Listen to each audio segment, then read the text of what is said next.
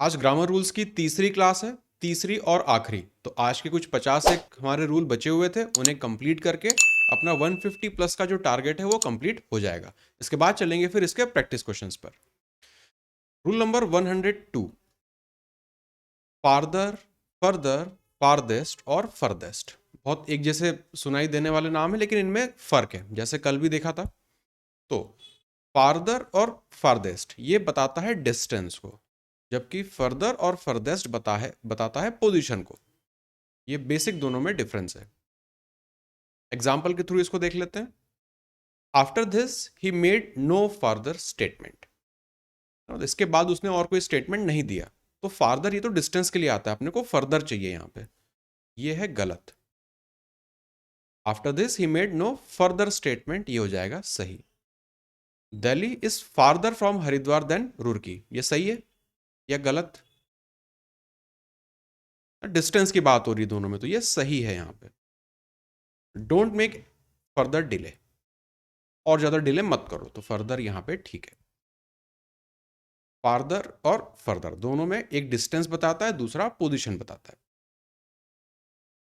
Rule number 103, superlative के पहले आपको द लगाना पड़ता है। सुपरलेटिव डिग्री के पहले बेसिक रूल है, अब तो याद भी हो गया है। तो बेस्ट आ रहा है, उसके पहले आपने द लगा दिया।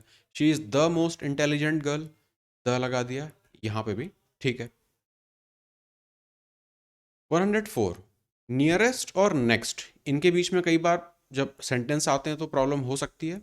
नियरेस्ट का मतलब होता है डिस्टेंस की टर्म्स में, और नेक्स्ट का मतलब होता है पोजीशन की टर्म्स में। इसको एग्जांपल से देख लेते हैं। He was sitting next to me, मेरे बगल में बैठा था, ये करेक्ट है। Take me to the nearest station, सबसे नजदीकी स्टेशन पर मुझे ले जाओ, तो नियरेस्ट ये भी ठीक है यहां पे। This is the next post office to my house, nearest post office है ना, सबसे पास वाले पोस्ट ऑफिस की बात हो रही है, तो यहां पे इसकी वजह से ये गलत है। This is the nearest post office to my house, अब ये करेक्ट हो जाएगा। तो नियर, नेक्स्ट और नियरेस्ट, नियरेस्ट बताता है दूरी के उसमें, और नेक्स्ट बताता है position. Rule number 105, elder, older, eldest और ओल्डेस्ट, इस पे अपने को अंतर करना आना चाहिए। एल्डर और एल्डेस्ट जो होता है वो अपने फैमिली मेंबर्स के लिए यूज में लेते हैं, और ओल्डर या ओल्डेस्ट जो होता है वो किसी भी दूसरे व्यक्ति या चीजों के लिए। एल्डर या एल्डेस्ट अपने फैमिली मेंबर्स की जब एज कंपेयर करते हैं तब वहां पे एल्डर या एल्डेस्ट का प्रयोग करेंगे। दूसरा, एल्डर के बाद टू आता है, जबकि ओल्डर के बाद देन आता है, ये भी छोटा सा डिफरेंस है। इस पे एग्जांपल देख लेते हैं। I have an older brother, मेरा एक बड़ा भाई है, तो ये मेरा ब्लड रिलेशनशिप है इससे, इसलिए ओल्डर नहीं, यहां पे मैं एल्डर लिखूंगा। I have an elder brother. Mohan is the eldest boy in the town, अब यहां पे मोहन से मेरा कोई डायरेक्ट ब्लड रिलेशन नहीं है, तो एल्डेस्ट को हटाएंगे, यहां पे रखेंगे ओल्डेस्ट। एल्डर या एल्डेस्ट अपने फैमिली मेंबर्स के लिए, ओल्डर या ओल्डेस्ट दूसरे लोगों या फिर चीजों के लिए। रूल नंबर 106, लेस और फ्यूअर, इन दोनों के बीच में अंतर देखना है यूसेज वाइज। लेस बताता है क्वांटिटी, और फ्यूअर बताता है नंबर। इसका क्या मतलब है, एग्जांपल से देखो।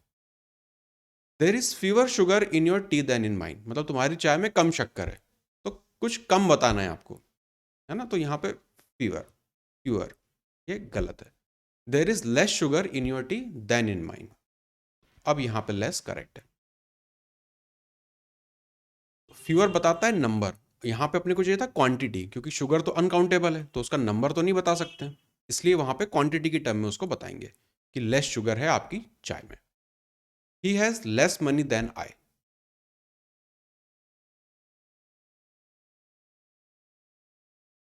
लेस यहां पे सही है। लेस मनी देन आई, उसके पास कम पैसा है। रूल नंबर 107, कुछ ऐसे एडजेक्टिव होते हैं जैसे कि perfect, ideal, full, universal, entire, infinite, और भी बहुत सारे। इनके साथ कोई भी आपको वेरिएशन की डिग्री नहीं लगानी है कि बहुत ज़्यादा है बहुत कम है, इसमें आप कम ज़्यादा नहीं बता सकते हो, ये अपने आप में कंप्लीट होते हैं। This achievement was most unique, unique अपने आप में कंप्लीट है, परफेक्ट है, यहाँ पे देखो यूनिक लिखा हुआ है, तो उसके आगे मोस्ट, उसको और कम ज़्यादा करने की अपने को जरूरत नहीं है कि लेस यूनिक है या मोस्ट यूनिक है। यूनिक है मतलब अपने आप में वो अनोखा ही है, तो यहाँ पे मोस्ट हटेगा। हिज अचीवमेंट वॉज यूनिक, अब यहाँ पे ठीक है, मोस्ट यूनिक कर देंगे तो फिर वो गड़बड़ हो जाएगा। यूनिक अपने आप में कंप्लीट है, उसमें कोई भी डिग्री के वेरिएशन आपको नहीं करने। वेरिएशन का मतलब कम या ज़्यादा, कि मोस्ट है, लेस है, कम है, ज़्यादा है, वो सब इसमें एडमिट नहीं होते इन सारे वर्ड्स के साथ। थोड़ा सा इनको एक बार रीड कर लेना, है ना। जैसे फुल है तो वो फुल है, लेस फुल और मोर फुल कुछ नहीं हो सकता। फुल मतलब कंप्लीट हो गया। परफेक्ट, परफेक्ट एकदम बिल्कुल परफेक्ट चीज़ है वो, तो लेस परफेक्ट या मोर परफेक्ट नहीं हो सकता। तो ये कुछ ऐसे स्पेशल वर्ड्स हैं जिनके साथ डिग्री यूज नहीं आती कि कम है या ज़्यादा है। Your knowledge is most perfect, perfect हो गया तो फिर मोस्ट की जरूरत खत्म हो गई। योर नॉलेज इज परफेक्ट, अब यहां पे सही है। कुछ वर्ड्स हैं वो अपने लिए इंपॉर्टेंट है। Rule number 108, when a comparison is introduced and has any after it, the things compared must be excluded from the class of things. Other का यूज करके करते हैं, इसको एग्जांपल से समझो। मतलब किसी चीज को आपको बताना है और वो एनी आ रहा है उसमें, कि एनी अदर देन, इस तरह से कुछ आपका आएगा। London is larger than any city in England. आप ये बता रहे हो कि ये जो है सबसे बड़ी सिटी है, हाँ, किसी दूसरी सिटी से, तो इसको, इस लंदन को आपको उससे सेपरेट करना पड़ेगा बाकी की सिटीज से। एनी भी दिख रहा है यहाँ पे, तो अदर यहाँ पे आना चाहिए, ये गलत है। करेक्ट होगा London is larger than any other city in England. तो बाकी की सिटीज से लंदन को आपने थोड़ा अलग करके यहाँ पे दिखाया। Ram is cleverer than any student in his class. Any किसी से भी, तो यहां पे राम को बाकी की क्लास से सेपरेट करके आपको दिखाना पड़ेगा। करेक्ट होगा Ram is cleverer than any other student in his class. The tiger is as swift as any animal. Any animal, तो यहां पे इसे करेक्ट करेंगे, the tiger is as swift as any other animal. अब ये हो गया सही। उस चीज को आपको बाकी की एंटिटी से सेपरेट करना होता है, तो उसके लिए एनी के बाद फिर अदर यहां पे लगाते हैं कि किसी और से ये ज्यादा बेहतर है, ऐसा। Rule number 109, each is use to indicate limited number and every is use to denote unlimited number. जब भी आपका सिलेक्शन या चॉइस की आप बात कर रहे होते हैं, तो ईच और एवरी कैसे क्या यूज में लेते हैं, इसको एग्जाम्पल से देखो। Every one of the two boys was given a prize. दो लोग हैं, तो इसको करेंगे एवरीवन नहीं करेंगे, इसको ईच करेंगे, क्योंकि लिमिटेड नंबर है, दो ही नंबर है, इसलिए ये होगा गलत। Each one of the two boys was given a prize. अब यहाँ पे ठीक है, दो लोग थे, ईच का प्रयोग किया, ये सही हो गया। He came to see us each day, मतलब वो हर दिन हमें हमसे मिलने आता था।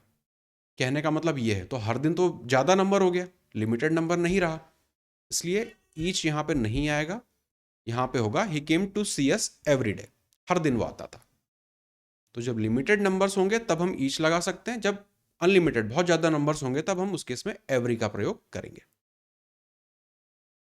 ये लास्ट वाले दो ये अच्छे हैं। He came to see us each day नहीं, he came to see us every day, हर दिन। Rule number 110, some is used in the affirmative sentence. Positive sentence में सम का प्रयोग करेंगे, एनी का यूज करेंगे नेगेटिव या फिर इंटरोगेटिव सेंटेंस, क्वेश्चन मार्क वाले सेंटेंसेस में। एग्जाम्पल देखो, I don't want some chocolates. यहाँ पे जो सेंस है वो देना चाह रहे हैं कि मुझे चॉकलेट्स नहीं चाहिए, इसलिए यहाँ पे सम नहीं आएगा, यहाँ पे आएगा आई डोंट वॉन्ट एनी चॉकलेट्स। तो सम का, हाँ, सम का प्रयोग करेंगे अफर्मेटिव सेंटेंस में। ये तो नॉट आ रहा है तो नेगेटिव सेंटेंस है, इसलिए यहाँ पे लगाएंगे any. I will have any tea, I will have some tea, यहाँ पे मतलब मैं चाय नहीं लूंगा या फिर मैं चाय लूंगा। एनी टी मतलब ऐसा वैरायटी वाला टी मत देख लेना इसको, कि दुकान में गए कोई सी भी चाय पत्ती दे दो, ऐसा नहीं। I will have any tea, any tea पीने वाली चाय उसकी बात हो रही है। I will have some tea positive sentence है तो सम टी, मैं चाय लूंगा। Did you go somewhere last night, या फिर did you go anywhere last night. Negative sentence है, सॉरी इंटरोगेटिव सेंटेंस है, तो सम का प्रयोग नहीं करेंगे यहाँ पे। इंटरोगेटिव है तो एनी। अब ये हो गया सही। सम का प्रयोग करेंगे अफर्मेटिव में, एनी का करेंगे नेगेटिव या फिर इंटेरोगेटिव में। रूल नंबर 111, पॉसेसिव केस आता है ऑल और बोथ इन दोनों शब्दों के बाद। My all friends have gone to picnic, तो ये पॉसेसिव माई आएगा तो ये ऑल के बाद आना चाहिए, ये गलत है। All my friends have gone to picnic, ये सही है। जैसे अगर मुझे अपने दोनों पैरों के बारे में बताना है तो बोथ माई लेग्स बोलते हैं, या फिर माई बोथ लेग्स नहीं बोलते हैं, बोथ माई लेग्स। तो पहले बोथ आएगा, फिर आपका पॉजिटिव केस आएगा, और फिर जो भी आप आगे बोलना चाहें। Rule number 112, much is used before past participles and adjective और एडवर्ब्स ऑफ कंपैरेटिव डिग्री। तो ये 2-3 हैं, पार्ट ए को देख रहे हैं। I was very surprise at hearing the news. Surprise आ रहा है अपना पास्ट पार्टिसिपल, तो इसके आगे वेरी नहीं लगेगा, इसके आगे मच लगेगा। I was much surprise at hearing the, तो मच का प्रयोग करेंगे पास्ट पार्टिसिपल के पहले, या फिर एडजेक्टिव या एडवर्ब होगा कंपैरेटिव डिग्री का, जैसे कि बेटर हो गया, हार्डर हो गया, इस तरह का। Part B, very is use before the present participles and adjective and adverbs of positive degree. The news is much surprising या the news is very surprising. Surprising आ रहा है, प्रेजेंट पार्टिसिपल है, तो यहाँ पे वेरी का प्रयोग करेंगे। मच यहाँ पे गलत है, वेरी यहाँ पे सही है। तो पार्ट ए पार्ट बी दोनों को देखना, मच कहाँ पे लगाएंगे और वेरी कहाँ पर लगाएंगे। Rule number 113, much too is followed by unpleasant adjective whereas too much is followed by noun। ये much to और too much को पहले भी एक बार देख चुके हैं। इससे जुड़ा है ना, इससे जुड़ा एडजेक्टिव का भी एक रूल है, तो उसको भी देख लो। तो मच टू के बाद आप लोगे अनप्लेजेंट एडजेक्टिव को, और टू मच के बाद आप लोगे डायरेक्ट नाउन को। ये पहली चीज, ये दूसरी चीज। His failure is too much painful for me. Painful यार अपना अनप्लेजेंट एडजेक्टिव, तो उसके पहले आएगा मच टू। टू मच यहाँ पे गलत है। His failure is much too painful for me, अब ये हो गया सही। तो ये मच टू को अपने को गलत नहीं समझना है, ये सही होता है। टू मच का कई बार सेंस आता है कि बहुत जरूरत से ज्यादा जब चीज हो जाती है, he is too much something something, too much rich या टू मच कुछ भी, वो एक नेगेटिव कॉनोटेशन इनफैक्ट दे देता है। और यहाँ पे बात कर रहे हैं एडजेक्टिव से रिलेटेड। His wife's rude behaviour gives him much too pain. अब पेनफुल एडजेक्टिव होता है, लेकिन पेन क्या है, ये नाउन है, तो नाउन के पहले क्या आना चाहिए, टू मच, इसलिए ये गलत और ये वाला हिस्सा हो जाएगा सही। मच टू के बाद अनप्लेजेंट एडजेक्टिव, टू मच के बाद noun. Rule 114, quite and all are not use together. Common एक एरर बनता है इस पे, he is quite all right, कि वो ठीक ठाक है। यहाँ पे क्वाइट और ऑल दोनों साथ में नहीं आते, ये गलत है। ही इज क्वाइट राइट, ये ठीक है, ही इज ऑल राइट, ये भी ठीक है। He is quite all right, quite के साथ ऑल नहीं लेना है। Rule number 115, if both the auxiliary verb and the main verb, तो एक ऑक्सिलरी की बात हो रही है, मेन वर्ब की बात हो रही है, और उसके साथ आए आपका एडवर्ब ऑफ फ्रीक्वेंसी, उसे आपको लगाना पड़ेगा ऑक्सिलरी और मेन वर्ब के बीच में। बहुत 4-5 लाइन का हो गया रूल, इसको सिंपल सा एग्जांपल से देख लो। आई सेल्डम, सेल्डम क्या होता है आपका, एडवर्ब ऑफ फ्रीक्वेंसी होता है। आई सेल्डम हैव गॉन देयर, अब ये तो आप आगे आपका एडवर्ब, हैव आता है हमारा हेल्पिंग वर्ब, गॉन है मेन वर्ब। तो रूल ये कहता है कि जब भी आपका एडवर्ब ऑफ फ्रीक्वेंसी आए और साथ में आपका हेल्पिंग और मेन वर्ब दोनों हो, तो इस एडवर्ब को दोनों के बीच में रखो। यहां पे ये गलत है, करेक्ट होगा I have seldom gone there. अब ये सही हो गया। एडवर्ब ऑफ फ्रीक्वेंसी आए, साथ में हेल्पिंग वर्ब और मेन वर्ब, तो एडवर्ब को दोनों के बीच में रख दो। Mrinal goes usually to shop every Saturday. है ना। गोज ये अपना मेन वर्ब है, यूजुअली यहाँ पे एडवर्ब है। अब हेल्पिंग वर्ब तो यहाँ पे है नहीं, तो इस केस में नॉर्मल अपना चलेगा। एडवर्ब को इस वर्ब के पहले लगाओ। यहाँ पर इसका पोजीशन गलत है, सही होगा Mrinal usually goes to shop every Saturday. अब ये होगा सही। तो जब तीनों चीजें आएंगी तो एडवर्ब बीच में आएगा, जब आपका हेल्पिंग वर्ब नहीं है तो एडवर्ब मेन वर्ब के पहले रहेगा। दोनों केस में मेन वर्ब के पहले ही है, बस हेल्पिंग वर्ब का यहाँ पे अंतर है। Rule number 116, too TOO means more than required and it is used with unpleasant adjective। ये अभी ऊपर बात करी थी। So we cannot use too glad, too happy, too pleasant या too healthy। एग्जाम्पल देखें, I am too glad to meet you, है ना। अभी जा रहा है नेगेटिव कोनोटेशन में कि वो आपके ऊपर ताने कसर है। टू ग्लैड टू मीट ये गलत हो जाता है। I am very glad to meet you, very का प्रयोग यहाँ पे सही है। फिर एक स्ट्रक्चर आता है जिसमें इन दोनों से ये दोनों चीज़ें सेंटेंस में आती है। इसके बाद आप प्लेजेंट एडजेक्टिव का प्रयोग कर सकते हैं। तो वैसे तो नॉर्मल टू के साथ नहीं कर सकते हैं, पर ये दोनों स्ट्रक्चर आएंगे तो करेंगे। Shivangi is too intelligent to be cheated, तो टू और टू यहाँ पे ये सही है।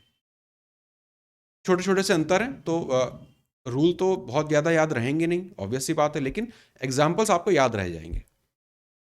एग्जाम्पल से अपने को रिलेट करना है जब भी अपने सामने सवाल आएगा उसको। Question number 117, a sentence which is based on, ये वाला फॉर्मेट ऊपर देखा था, we can not replace too with so that. Too TOO के बाद T ही आएगा, सो दैट का प्रयोग नहीं होगा। He is too weak so that he can not walk, too के बाद सो दैट नहीं आएगा, करेक्ट करेंगे he is too weak to walk. अब ये सही है। या फिर he is so weak that he can not walk, ये भी सही है। सो के बाद दैट आता है, कोई प्रॉब्लम नहीं है, लेकिन टू वाले स्ट्रक्चर में फिर दैट नहीं आएगा। नेक्स्ट, रेदर और फेयरली, इनका यूसेज कैसे आता है सेंटेंस में? पहला स्ट्रक्चर, दूसरा स्ट्रक्चर, आर्टिकल के बाद फेयरली एडजेक्टिव और फिर नाउन। सेकंड, रेदर के बाद आएगा आपका ए या एन और फिर आएगा एडजेक्टिव। ये दो एग्जांपल देखो, अ फेयरली गुड बुक, तो अ लगाया, फिर फेयरली आया, फिर एडजेक्टिव आ गया, फिर आपका नाउन आ गया, ये हो गया सही। रेदर के साथ स्ट्रक्चर बनाना है तो रेदर, फिर आपका आर्टिकल, फिर एडजेक्टिव, तो रेदर अ डिफिकल्ट प्रॉब्लम, ये भी सही है। ये दोनों स्ट्रक्चर का बस अंतर है, a fairly good book, rather a difficult problem. There are some differences between fairly and rather, इसको थोड़ा सा और एक्सप्लोर करते हैं। Fairly is use with positive degree, तो fairly wise, fairly good. Rather is use with positive degree and comparative degree, तो rather worse या rather good. Fairly is not followed by to, in such sentences rather is used. ये दो चीजें देखो, Fairlie to good ये नहीं बनेगा, rather to good ये बनेगा इस रूल के हिसाब से। फेयरली के साथ हमेशा पॉजिटिव ही आएगा, लेकिन रेदर के साथ पॉजिटिव भी आ सकता है, कंपैरेटिव भी आ सकता है। फेयरली के बाद टू नहीं, TOO का प्रयोग नहीं करते हैं, रेदर के बाद कर सकते हैं। इनफ, ये वाला वर्ड देखें, enough when used as an adverb is preceded by a positive degree, तो she is greater enough to pardon you. Enough इसके पहले आ रहा है यहाँ पे कंपैरेटिव डिग्री, तो ये नहीं होगा, ये गलत है। इसके पहले आना चाहिए पॉजिटिव डिग्री, तो she is great enough to pardon you. अब ये हो गया सही। इनफ स्पेशल वर्ड हो गया, तो इसके पहले आप यहाँ पे कंपैरेटिव डिग्री नहीं, पॉजिटिव डिग्री का प्रयोग करेंगे। Else is followed by but, else के बाद बट आता है। रेदर और other are followed by then, else के बाद बट और रेदर अदर के बाद देन। एग्जाम्पल्स को देखें, it is nothing else then sheer foolishness, it is nothing else but sheer foolishness. Else के बाद बट आना चाहिए, यहां पे तो देन लगा रहे हैं, तो ये हो गया गलत। करेक्ट कैसे बनेगा? It is nothing else but sheer foolishness. अब ये हो गया सही। Sheetal has no other alternative but to work hard, other दिखा, अदर के साथ क्या आना चाहिए, देन। तो बट यहां पे गलत है, सही बनेगा Sheetal has no other alternative than to work hard. अब ये हो गया सही। एल्स के साथ बट, रेदर और अदर के साथ देन। जनरली बोथ, इस वाले वर्ड को देखें तो कुछ स्पेशल वर्ड देख रहे हैं, एल्स देख रहे हैं, बोथ देख रहे हैं, उसके पहले ऑल देखा था, ये सब कुछ देख रहे हैं। Both is not used in a negative sentence. Both of us are not going there, both आ रहा है नेगेटिव सेंटेंस है तो ये गलत है, बोथ का प्रयोग यहां पे नहीं करेंगे। सही कैसे बनाएंगे, neither of us are going there. Neither अपने आप में नेगेटिव होता है तो नॉट उसने ले लिया। बोथ का जनरली नेगेटिव सेंटेंस में प्रयोग नहीं होता है, क्योंकि दो लोगों की बात ही बोथ करता है, नीदर भी दो लोगों की बात करता है, तो हमेशा नीदर का प्रयोग उसमें करेंगे। नेगेटिव वर्ड्स लाइक नॉट और never is not use with deny, forbid, both, unless, until, lest, hardly, scarcely, rarely, seldom. क्यों, क्योंकि ये तो अपने आप में नेगेटिव कॉनोटेशन देते हैं, तो वापस और नेगेटिव उसको बनाने की जरूरत नहीं होती। Unless he does not come, Sheetal will not go there. Unless आ गया तो फिर ये नॉट की जरूरत नहीं है, ये गलत हो गया यहां पे। Unless he comes, Sheetal will not go there. अब ये सही है। नॉट अनलेस के साथ वाले फ्रेज में अपने को नॉट देखना है ना, बाद वाले को नहीं देखना है कि नॉट यहां पे आ रहा है, पहला वाला इस वाले स्ट्रक्चर को बस देखना है। Unless he comes. Sheetal denied that she had not done anything wrong. Denied negative word है तो फिर नॉट की यहां पे जरूरत नहीं है। Sheetal denied that she had done anything wrong. अब ये सही है। Sheetal denied that she had done anything, deny कर दिया उसने, साफ मना कर दिया कि उसने कुछ भी गलत नहीं किया है। ये अपने आप में नेगेटिव वर्ड होते हैं तो वापस इसमें नॉट नेवर की जरूरत नहीं होती है। कॉमन एरर है, बहुत बना है इस पे तो सवाल, अनलेस, अनटिल, इन सब पे। Adverb as can be used with regard, describe, define, treat, view और नो। इसके साथ एस का प्रयोग कर सकते हैं। तो Sheetal regards him her brother, as नहीं आ रहा यहां पे। Sheetal regards him as her brother. अब ये हो गया सही। तो रिगार्ड्स हो, डिस्क्राइब हो, डिफाइन हो, ट्रीट, व्यू, नो, इसके बाद एज आएगा। अब कब नहीं आएगा, verbs of sensation, taste, smell, feel, appear, look, seem, sound, इन सब के बाद आपको should take adjective and not adverb. चाहिए एडवर्ब और एडजेक्टिव की बात कर रहे हैं कि जब भी वर्ब्स ऑफ सेंसेशन होंगे तब आपको एडजेक्टिव लगाना है, ना कि adverb. She felt badly, badly नहीं होगा, शी फेल्ट बैड होता है। I work honest, I work honestly, क्योंकि फील जो है आपका वर्ब ऑफ सेंसेशन है, वर्क आपका सेंसेशन नहीं है, इसलिए उसके आगे आप एडवर्ब लगा सकते हैं।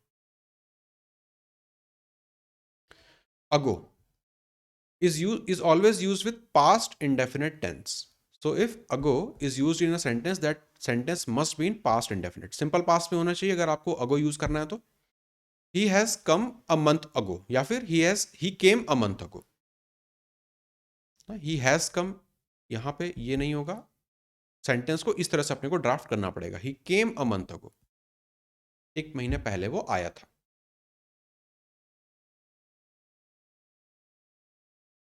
फ्रेंडली, मैनली, मास्टरली, ऑर्डरली, ये सब जो भी एडजेक्टिव हैं इनको अपने को एडवर्ब की तरह ट्रीट नहीं करना है, क्योंकि कॉमन नॉलेज है कि एल वाई लगा देने से चीज एडवर्ब बन जाती है, पर ये एडजेक्टिव ही रहते हैं। तो शीतल बिहेव्ड फ्रेंडली, ये गलत है। Sheetal behaved in a friendly manner. अब ये सही है। ये इन अ मैनर, इस तरह के बहुत सारे और भी वर्ड्स थे जो पहले जब प्रैक्टिस कर रहे थे तब बनाए भी थे। एडजेक्टिव और एडवर्ब। हार्ड मीन्स डिलीजेंट, स्ट्रेन्युअसली, और hardly means scarcely at all, मतलब ना के बराबर। हार्ड और हार्डली, इस पे खूब सारे एरर बनते हैं। He tried hardly to win the race, ये गलत है ना, यहां पे तो उसका मतलब हो रहा है कि उसने कोशिश ही नहीं करी। He tried hard to win the race, उसने बहुत कोशिश करी रेस जीतने की। Sheetal has eaten hard anything today, कहना चाह रहे हैं कि उसने मुश्किल से कुछ खाया है या ना के बराबर कुछ खाया है। तो Sheetal Sheetal has eaten hardly anything today. अब ये हो गया सही। क्वेश्चन 128। एट प्रेजेंट का मतलब होता है अभी, करंट मोमेंट में, और प्रेजेंटली का मतलब होता है शॉर्टली। दोनों में थोड़ा सा अंतर है। एट प्रेजेंट का मतलब होगा एट प्रेजेंट टाइम, और प्रेजेंटली का मतलब होता है shortly. Nothing more can be done presently, मतलब अब और कुछ नहीं किया जा सकता। डॉक्टर ने बोल दिया कि अब कुछ नहीं हो सकता, तो यहां पे प्रेजेंटली नहीं होगा, एट प्रेजेंट, कि अब कुछ नहीं हो सकता। Nothing more can be done at present ना, ये सही हो जाएगा। प्रेजेंटली का प्रयोग कब कर सकते हैं ना, शॉर्टली के सेंस में।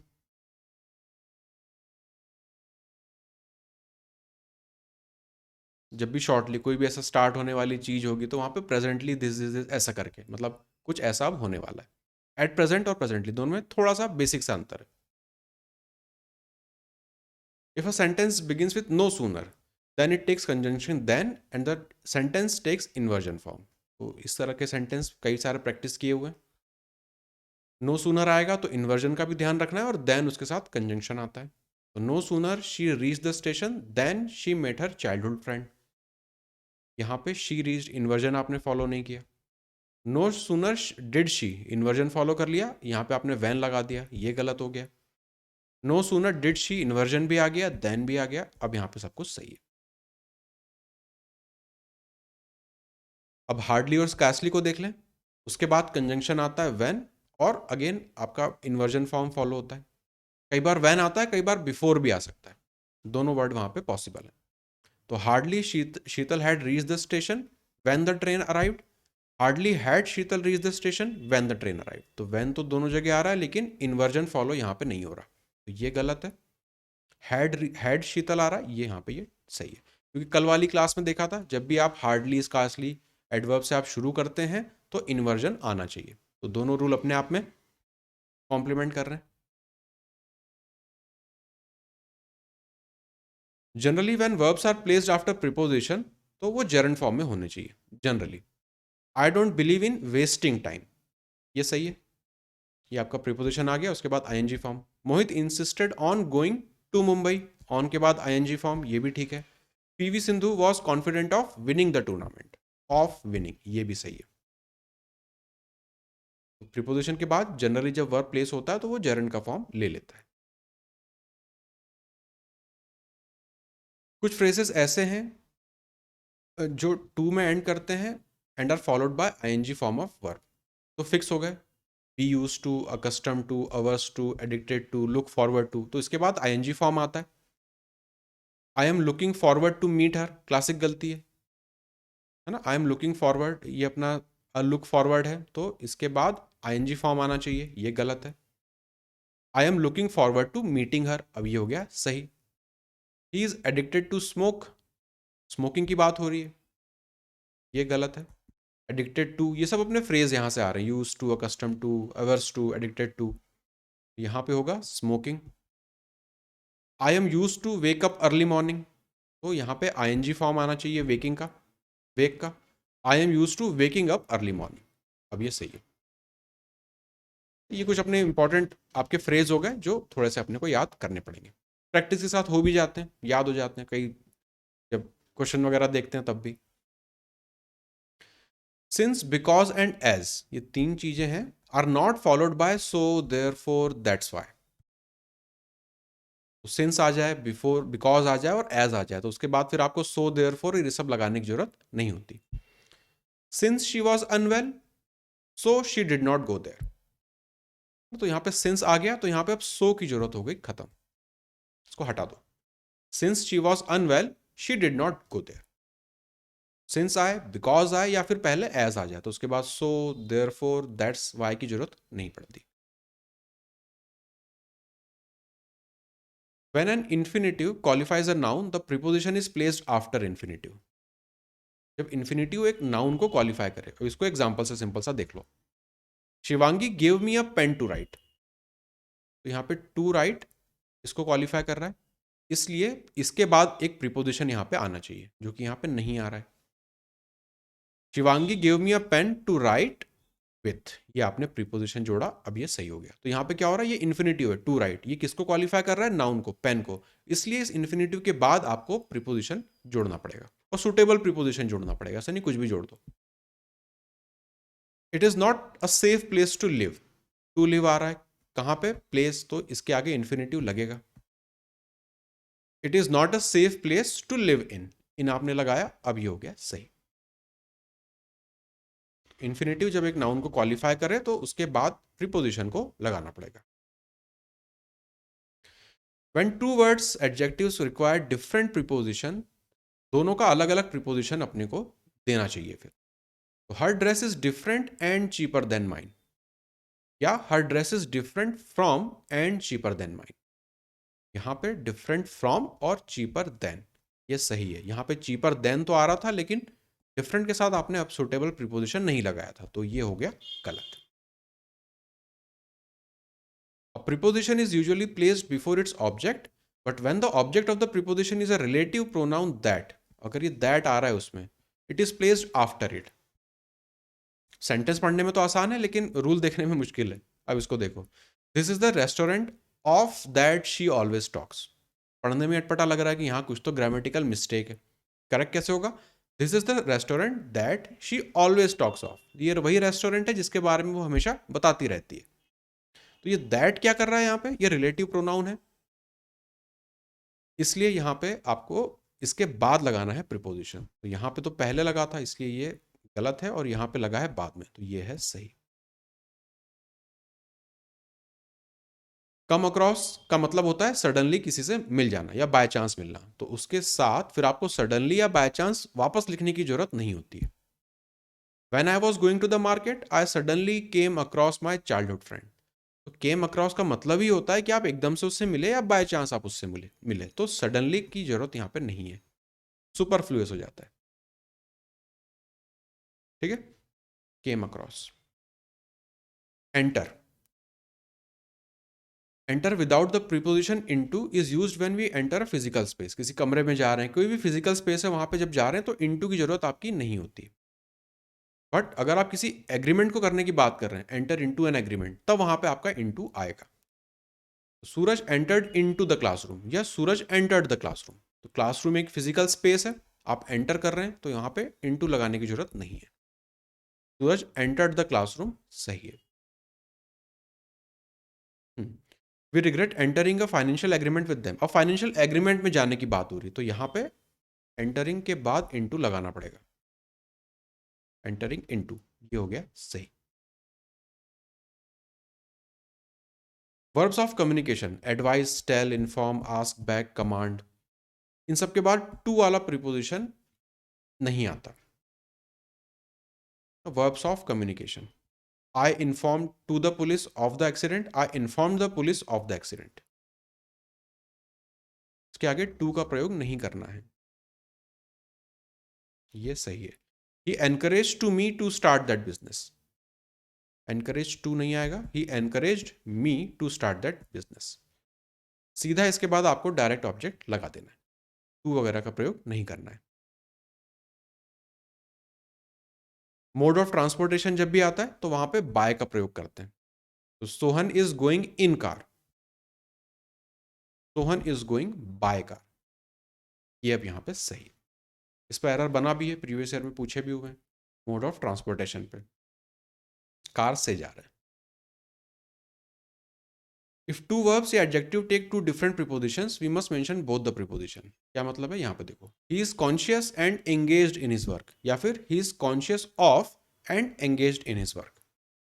तो अगर दो वर्ब और या एडजेक्टिव हैं, उनके अलग अलग प्रीपोजिशन लगते हैं, तो आप दोनों को लगाओ। यहाँ पे एंगेज्ड इन तो आ गया, लेकिन कॉन्शियस के बाद कुछ नहीं लगा है, तो ये गलत है। He is conscious of and engaged in his work, ये हो गया सही। प्रीपोजिशन वाले थोड़े से टफ होते हैं, दो चार बार इनको जब रूल को देखेंगे, एग्जाम्पल पढ़ेंगे, तो प्रैक्टिस अपनी धीरे धीरे बनने लगेगी। Stress, emphasize, investigate, resemble, comprise, accompany, ये सब कुछ के बाद आपको प्रीपोजिशन नहीं लगाना होता है अगर उनको आप एक्टिव वॉइस में लिख रहे हैं तो तो Sneha resembles as her mother. अभी रिसेंबल से एक एग्जांपल मुझे कैट वाला याद आ रहा है, that animal resembles by cat, है ना, तो वहां पे मैंने बताया था आपको ये हटाना पड़ेगा, तो इस रूल के हिसाब से Sneha resembles her mother, as यहां से हटेगा, ये वाला सही है। तो स्ट्रेस हो, एम्फेसिस हो, इस तरह के जो वर्ड हैं, उसके बाद आपको ये एज वगैरह कुछ लगाने की जरूरत नहीं है अगर उनको आप एक्टिव वॉइस में लिख रहे हैं तो। हाँ, किसी के जैसा लगना, resemble. The saint emphasized on the need of discipline in life. Emphasis अपने इस वर्ड लिस्ट में आ रहा है तो ऑन लगाने की यहां पे जरूरत नहीं है। करेक्ट हो जाएगा, the saint emphasize the need of discipline in life, बस। तो ये कुछ इंपॉर्टेंट वर्ड है, इनको अपने को याद रखना पड़ेगा। स्ट्रेस, एम्फेसाइज, रिसेंबल, कंप्राइज, इस ये प्रीवियस ईयर में दिख चुका है, कंप्राइज, और भी बहुत सारे। To is used after say, suggest, propose, speak, reply, explain, या और ये दूसरे वर्ड हैं, if the object is a living being. तो Shivani suggested me that I should leave that job. तो यहाँ पे सजेस्ट अपने इस वर्ड लिस्ट में आ रहा है, मी लिविंग बीइंग है, तो यहाँ पे अपने को टू जोड़ना पड़ेगा। Shivani suggested to me that I should leave that job. To कब लगाना है, कब नहीं लगाना है, दोनों चीज डिस्कस हो गई। The conjunction both is followed by and. Both के बाद आता है एंड, पेयर बन जाता है बोथ और एंड का। He is both intelligent and hard working, यह है सही। बोथ के साथ एंड का पेयर बनता है कंजंक्शन में। और कंजंक्शन के पेयर है सो एज और एज के। Is use to make comparison between two persons और थिंग्स। कंपैरिजन कराने के लिए सो एज से करा सकते हैं या एज से करा सकते हैं। He is as good as you, as good as you, दो लोगों के बीच में कंपैरिजन करा दिया, ठीक है। He is not as good as you, यहां पे भी कंपैरिजन है, ये भी यहां पे। अ वर्ड है ऑल दो और दो, इज फॉलोड बाय येट या फिर कॉमा। ऑल दो या दो हो, उसके बाद आपके जो भी आएगा वहां पे येट लगा दो या फिर कॉमा लगा दो। दो he worked hard he failed, दो से आप शुरुआत कर रहे हो, अभी कॉमा लगा है तो ये वाला ठीक है। Although these books are costly yet the students buy them because these are useful. Although से शुरू किया, यहाँ पे कॉमा ना लगा के आपने येट का प्रयोग किया, तो ये भी ठीक है। ऑल्दो हो या दो से आपका अगर सेंटेंस शुरू हो रहा है तो बाद में येट लगेगा या फिर सिंपल कॉमा लगा के भी आप काम चला सकते हैं। करेक्ट पेयर अपने को देखना है कंजंक्शन के, तो नो सूनर के साथ आता है देन, हार्डली के साथ व्हेन या बिफोर भी आ सकता है, स्कार्सली बेयरली इनके साथ व्हेन या बिफोर आएगा। तो जो भी एल वाई के साथ एंड हो रहे हैं सबके साथ व्हेन आएगा या बिफोर आएगा। ज्यादातर में व्हेन का प्रयोग करते हैं अभी तक जो प्रीवियस ईयर में दिखे हैं, पर बिफोर भी अगर इन तीन के साथ लिख रहा है तो कोई प्रॉब्लम नहीं है उसमें। No sooner had he resolve the riddle then he was applauded. तो एक तो नो सूनर आ रहा है, फिर अपने को पता है इन्वर्जन भी आना चाहिए, तो हैड ही इन्वर्जन भी फॉलो हो गया। नो सूनर के साथ देन आता है तो ये करेक्ट है। Hardly had I come out of the room, आगे कुछ भी नहीं लिखा। अच्छा बिफोर, ये सेंटेंस नीचे चला गया। हार्डली और हैड आई इन्वर्जन फॉलो कर दिया, हार्डली के साथ आता है व्हेन या बिफोर, बिफोर आ रहा है तो ये भी ठीक है। Scarcely had he asked the question when Agnes slapped him, when आ रहा है यहाँ पे, ये भी ठीक है। Barely had he bought the car before it was stolen, barely inversion follow हो गया, व्हेन या बिफोर आ रहा है, ये भी ठीक है। ये इंपॉर्टेंट पेयर है, इस पे हर साल सवाल आता ही आता है। लेस्ट इज फॉलोड बाय शुड, लेस्ट के बाद शुड आता है या फिर फर्स्ट फॉर्म ऑफ वर्ब आता है। लेस्ट अपना इंपॉर्टेंट वर्ड है, इस पर कई बार सवाल दिखे भी हैं। Lest is a negative, negative connotation होता है उसका, इसलिए उसके साथ नॉट, नेवर, नेगेटिव कोई भी इसके साथ वर्ड फिर नहीं जोड़ते हैं। तो दो चीजें, लेस्ट अपने आप में नेगेटिव वर्ड है, दूसरा इसके बाद या तो शुड का प्रयोग करेंगे और जो वर्ब आएगा वो फर्स्ट फॉर्म का होगा। ये दोनों सेंटेंस देखें अगर, walk carefully lest he should fall, walk carefully lest आया, फिर शुड आया और फिर आपका जो वर्ब है वो फर्स्ट फॉर्म में, तो ये करेक्ट है। Walk carefully लेस्ट you fall, should नहीं लगाना है तो सिंपल ये स्ट्रक्चर भी यहाँ पे ठीक है।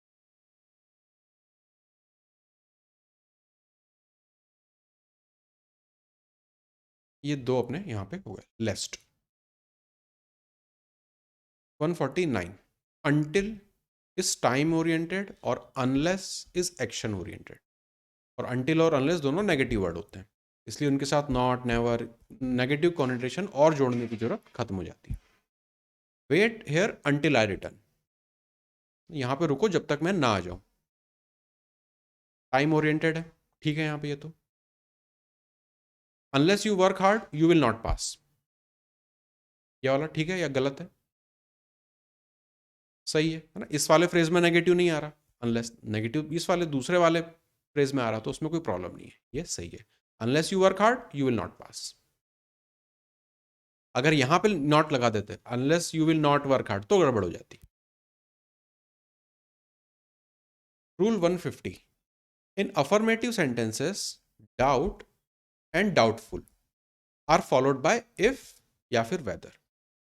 और अगर नेगेटिव सेंटेंस या फिर इंटरोगेटिव सेंटेंस होगा तो डाउट और डाउटफुल फॉलो करेंगे दैट। अगर पॉजिटिव सेंटेंस देखें, I doubt if he will come, मुझे लगता नहीं कि वो आएगा, ये सही है। I do not doubt that he will come, negative sentence है, डाउट आ रहा है, उसके बाद दैट आएगा, ये भी सही है। अब वेदर देखो कई बार उसमें भी आता है जब दो चीजों के बीच में आपको चूज करना हो, वेदर दिस या दैट, तो इफ ठीक है, कोई प्रॉब्लम नहीं है इसमें। I doubt if he will come affirmative है, डाउट और डाउटफुल के साथ तो इफ या वेदर लगा लेंगे। नेगेटिव या इंटरोगेटिव है तो उसके साथ फिर दैट का प्रयोग करेंगे। जब पीडीएफ मिल जाएगी ना आपको तो इसको एक दो बार जब रिवाइज कर लोगे तो ये सब कुछ धीरे धीरे मैम आपके बैक ऑफ द माइंड होने लगेगा। Always use the correct pair, not only के साथ आता है बट ऑल्सो।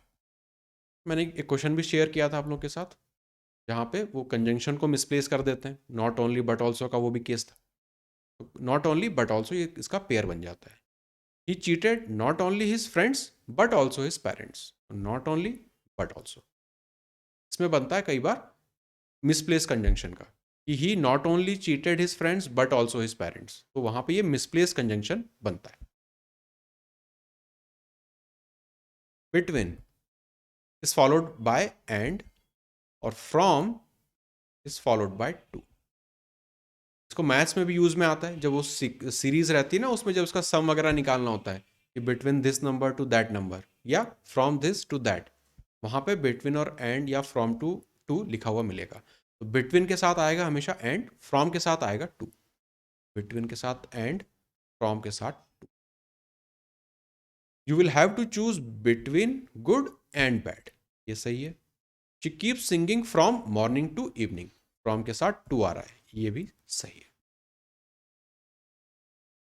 एरर कैसे बनता है बिटवीन के बाद टू, कई बार कुछ सेंटेंसेस में लगवा, खासकर टाइम के साथ वो लगा देते हैं, बिटवीन 10 PM टू 12 PM, तो वो होना चाहिए between 10 PM and 12 PM। Between के साथ आएगा एंड, फ्रॉम के साथ आएगा टू, टाइम के साथ वो एरर बनता है। Neither of means none of the two, और जब दो से ज्यादा लोगों की बात हो रही है तब नन का प्रयोग करेंगे। उसी तरह से ईदर दो लोगों के प्रयोग के लिए प्रयोग में आएगा, और जब दो से ज्यादा होंगे तो नन ऑफ का प्रयोग करेंगे। None of his friends help him, बहुत सारे फ्रेंड्स हैं तो उसमें से किसी ने भी हेल्प नहीं करी, ये ठीक है।